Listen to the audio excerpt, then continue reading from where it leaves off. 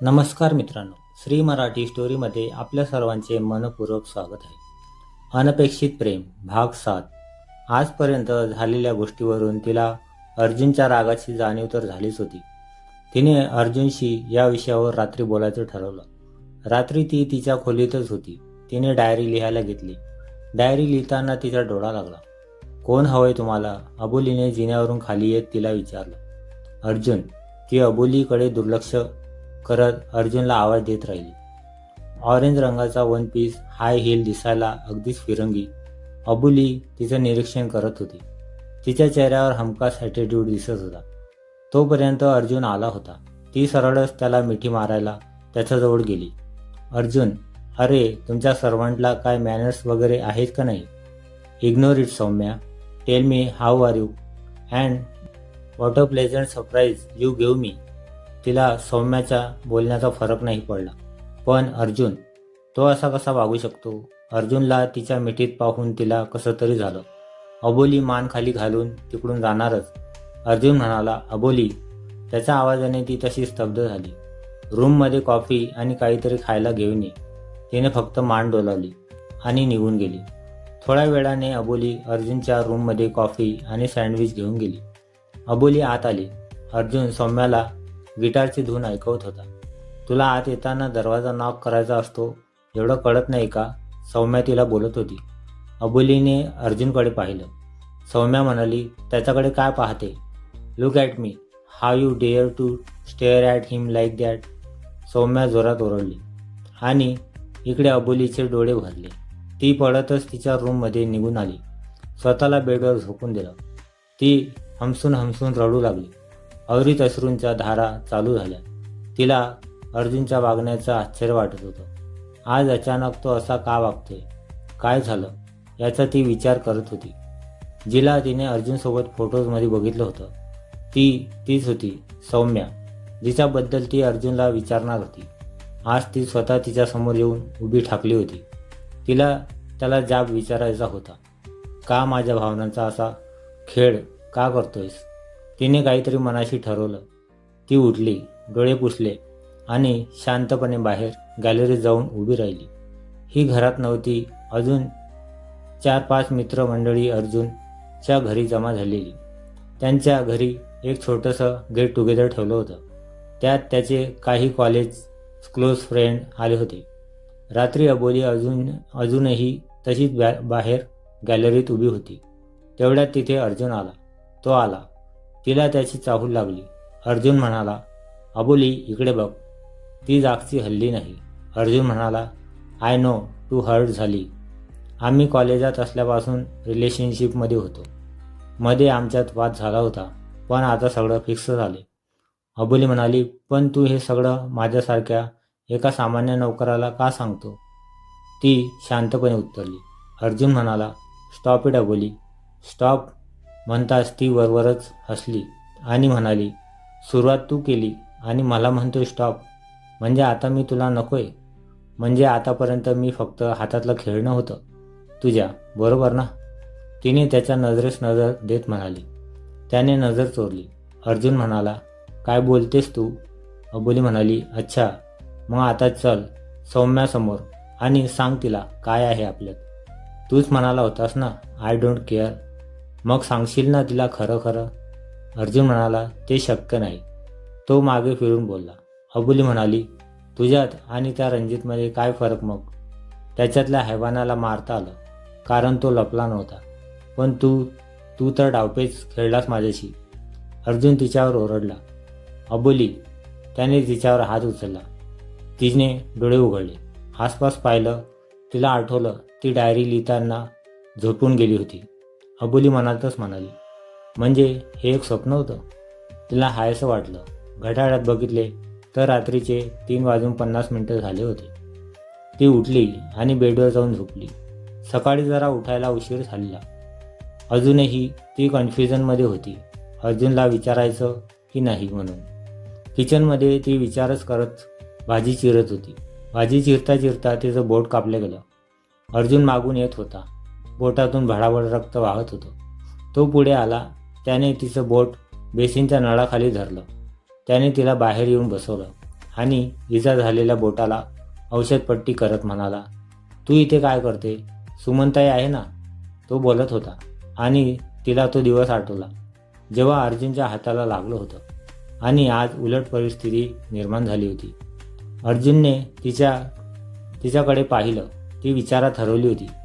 त्याने तिच्यासमोर चुटकी वाजवत म्हणाला, तू कुठे हरवली असते? Are you okay?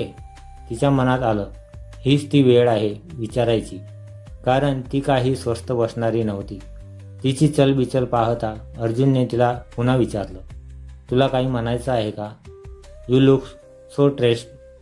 अबोली म्हणाली, मी मध्येच लागलेल्या बोटाकडे पाहत, मला तुला काहीतरी विचारायचंय. अर्जुन म्हणाला, विचार ना. अबोली म्हणाली, तू माझ्यात काय पाहिलंस? त्याच्या डोळ्यात पाहत तिने त्याला विचारलं. अर्जुन म्हणाला, हा काय प्रश्न आहे? अर्जुन तिच्या खांद्यावर ठेवलेला हात काढत म्हणाला. अबोली म्हणाली, सांग ना. अबोली परत त्याच प्रश्नावर जोर धरू लागली.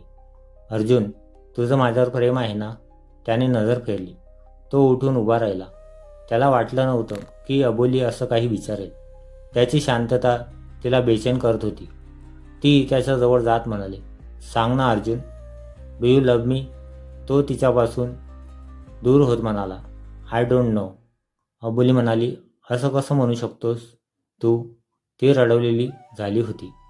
त्याने तिला जवळ घेतलं आणि म्हणाला, अबोली, मी तुला कधीही अंतर देणार नाही. तिची हनुवटी धरत म्हणाला. अबोली म्हणाली, काय? याचा काय अर्थ घ्यायचा मी? अबोली त्याचा हात बाजूला सारत भुया आकसत म्हणाली. एक शांततेची लहर पसरली. अर्जुन म्हणाला, काय फरक पडतोय? तो बाजूला होत जरासा आवाज चढवत म्हणाला. अबोली म्हणाली, मग जे आपल्यात आहे ते काय आहे? त्याला काय नाव देशील तू?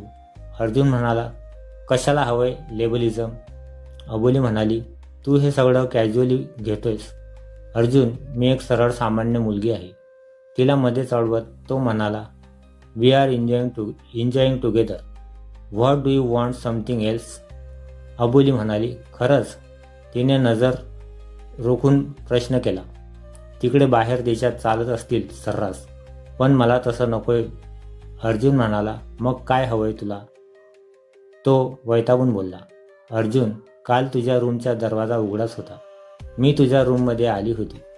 सांगता सांगता अबोली हळूच उठली आणि ते फोटोज घेऊन आली आणि त्याच्यासमोर दाखवत, तुझ्या आधीच्या रिलेशनशिपबद्दल तुला काहीच सांगावंसं वाटलं नाही का मला?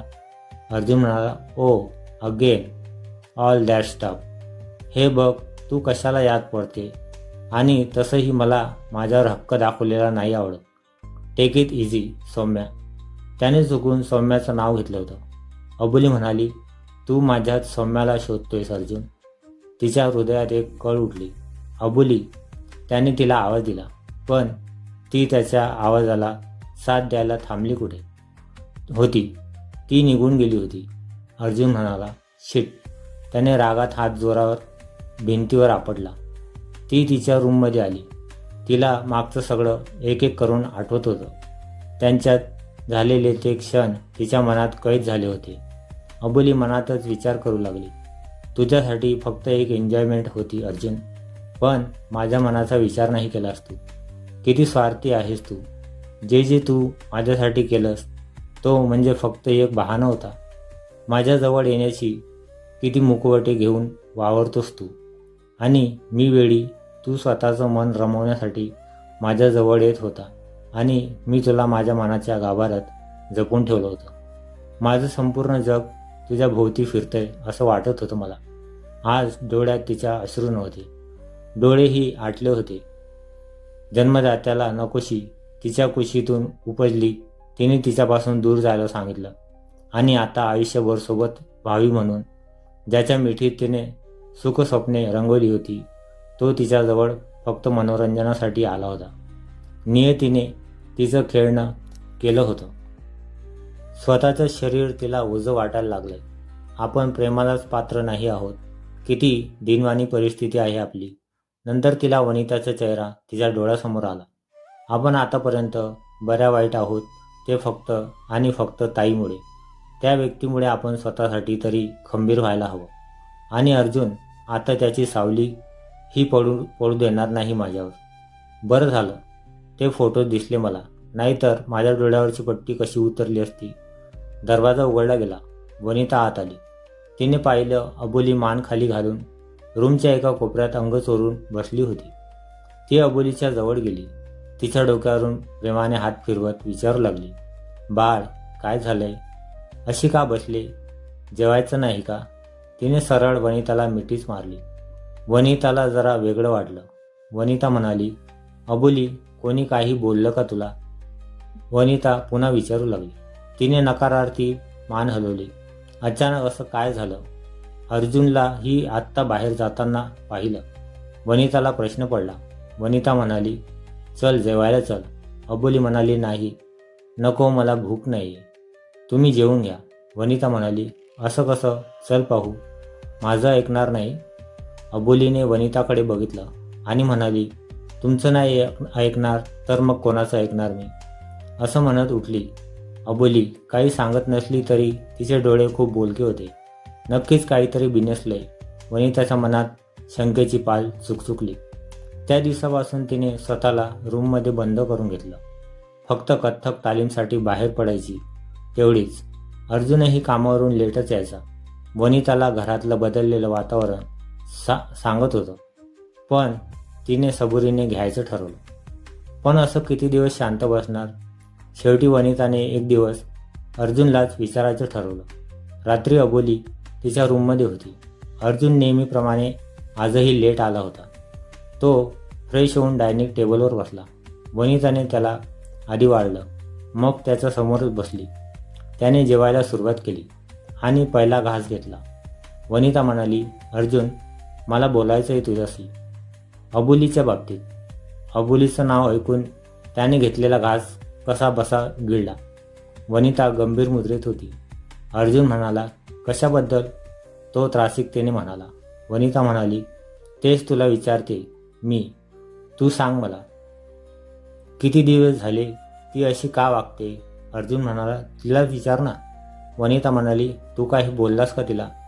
तो विषय टाळत म्हणाला, नाही, मला काही माहीत नाही. त्याला आता अबोलीबद्दल कुठल्याच विषयावर बोलायचं नव्हतं. वनिता म्हणाली, माहीत नाही, तुला काय वाटते? मला कळत नाही. वनिताला अर्जुनच्या तोंडून स्पष्टीकरण हवं होतं. अर्जुन म्हणाला, एवढंच कळत होतं आई तुला, तर त्या मुलीला घरातच घ्यायचं नव्हतं ना. अर्जुन तशाच भरल्या ताटावरून उठून उभा राहिला आणि वाऱ्याच्या वेगाने ताडताड निघून गेला. वनिताने त्याला आवाज दिला, अर्जुन कधी सुधारणार हा मुलगा? वनिता हताश होत म्हणाली. अबोली मनाने खंबीर व्हायचा प्रयत्न करत होती. त्याची गाठभेट होणार नाही याची पुरेपूर काळजी घेत होती ती. पण एकाच घरात राहून ती किती काळ अशी दूर राहू शकते? अर्जुनचा मावस भाऊ मयूर काही दिवसांसाठी घरी राहायला आला होता. त्याच्या एका कामानिमित्त त्याचे इकडे येणं झालं होतं. मयूर तसा हसरा, बोलका, हसतमुख स्वभावाचा. बोलणं म्हणजे त्याच्या आवडीचा विषय. वयाने अर्जुनच्या समवयीन होता, पण अर्जुनच्याच अगदी उलट स्वभावाचा. सर्वांशी समरस व्हायचा. समोरच्याच्या भावना ओळखणं त्याच्यासाठी सोपं होतं. त्यात भरीसभर म्हणजे तो उत्तम सायकोलॉजी स्टुडंट होता. तशावर अनेक रूम होत्या. त्यातल्याच एका गेस्ट रूममध्ये तो राहिला होता. घरातलं ताणलं गेलेलं वातावरण काही काळासाठी का होईना, पण मयूरच्या येण्याने हलकं झालं होतं. घरात पाहुणा राहायला आला आहे एवढं तरी अबोलीला कळलं होतं. पण कोण? त्याच्याशी तसंही तिचं काही घेणं देणं नव्हतं. ती घरात जास्त फिरकतही नव्हती. त्यामुळे तिची आणि मयूरची अजूनही गाठ पडली नव्हती. मयूर म्हणाला, मावशी अर्जुनने बिझनेस हाती घेतलाय का? वनिता म्हणाली, हो रे, तेवढंच ते काम दिसतंय त्याला. फक्त आईशी 4 शब्द बसून बोलायलाही त्याच्याकडे वेळ नाही आता. काय करणार? तू बोल जरा आता त्याच्याशी. आतल्या आत कुढत असतो, पण दाखवत नाही. मयूर म्हणाला, हो बोलेन मी त्याच्याशी, तू काही चिंता करू नकोस. वनिता म्हणाली, ठीक आहे. तो जेवण आटपून वरती जायला निघाला. तो विचार करत होता की अर्जुनला कसं बोलतं करायचं, कारण अर्जुन होताच तसा रागीट खोपडीचा. जरा हवा खावी म्हणून तो टेरेसकडे जायला वळला. अबोली किती दिवसानंतर टेरेसवर आली होती. उभी राहून ती चंद्राचं निरीक्षण करत होती. येणारी थंड हवेची झुळूक तिला धुंद करत होती. मयूर म्हणाला, हाय, मी मयूर. तो जवळ येत म्हणाला. अबोली म्हणाली, हाय. दोघेही शांतच राहिले. त्यानंतर अबोली तिकडून तिच्या रूममध्ये निघून आली. 2 दिवसानंतर मयूर बाहेर जायला निघाला होता. तेवढ्यात अबोलीही त्याला घाई गडबडीत घरातून बाहेर निघून जाताना दिसली. त्याने त्याची गाडी काढली आणि बरोबर अबोली जात होती त्या दिशेने नेली. मयूर म्हणाला, अबोली, कुठे चाललीस तू? You seem late, come in. मी सोडतो तुला. तिला तालीमला जायला उशीर होत होता. तिने काही विचार नाही केला आणि त्याच्या गाडीत बसली. मयूर म्हणाला, कुठे, कॉलेजला जात आहेस का? अबोली म्हणाली, नाही, मी कथ्थक तालीमला जाते. मयूर म्हणाला, कथ्थक तालीम? छान. पण कोणाकडे शिकतेस? अबोली म्हणाली, कथ्थक नृत्यांगना जयश्री कुलकर्णी त्यांच्याकडे. दोघांचं जुजबी बोलणं चालू होतं. आधी पटकन कोणाशी न बोलणारी अबोली आता ठामपणे बोलू लागली होती. ती उतरली आणि ती गेल्यानंतर मयूरने गाडी वळवली. रात्री टेरेसवर मयूर पुन्हा गेला. त्याला वाटलं अबोली असणार, पण अबोली तिथे नव्हती. तो जायला वळला. अबोली त्याला समोरून येताना दिसली. ती बोलायला पुढे झाली. अबोली म्हणाली, आज तू इथे माझ्या आधी आलास? तिने हसत विचारले. मयूर म्हणाला, हो, मग काय करणार? आता इथून चंद्र पाहणं आवडू लागलंय. तो हसला. मयूरशी ती मनमोकळेपणाने गप्पा मारत होती. अर्जुन मागून येत होता. त्या दोघांना हसत खेळत बघून, अबोलीला आनंदित बघून तो चकित झाला. त्याला तिचं असं मयूरशी दिलखुलासपणे गप्पा मारणं सहन होत नव्हतं. त्याच्या मनात जलेसी निर्माण झाली होती. तो तसाच आल्या पावली परत त्याच्या रूममध्ये निघून गेला. अर्जुन त्याच्या रूममध्ये आल्यावर अबोलीचा विचार करत होता. त्याला विश्वास वाटत नव्हता की ही अबोलीच आहे. ही तीच आहे ना, जी त्या दिवशी माझ्याबद्दल एवढी पॅशनेट होती. आज 2 दिवसाच्या ओळखीच्या माणसाबरोबर एवढी हसते काय, बोलते काय, पण मी काय इतका विचार करतोय तिचा? अर्जुन आतल्या आत चरफडत होता. अर्जुनला झोप लागत नव्हती. तो या कुशीवरून त्या कुशीवर अबोलीत झालेला अचानक बदल त्याच्या पचनी पडत नव्हता. तो सीन त्याच्या डोळ्यासमोर वारंवार उभा राहून त्याला चिडवत होता. भेटूया पुढच्या भागात. हा भाग तुम्हाला कसा वाटला कमेंट करून नक्की सांगा. व्हिडिओ आवडल्यास लाईक करा, शेअर करा आणि नवीन असाल तर चॅनलला सबस्क्राईब करा. धन्यवाद.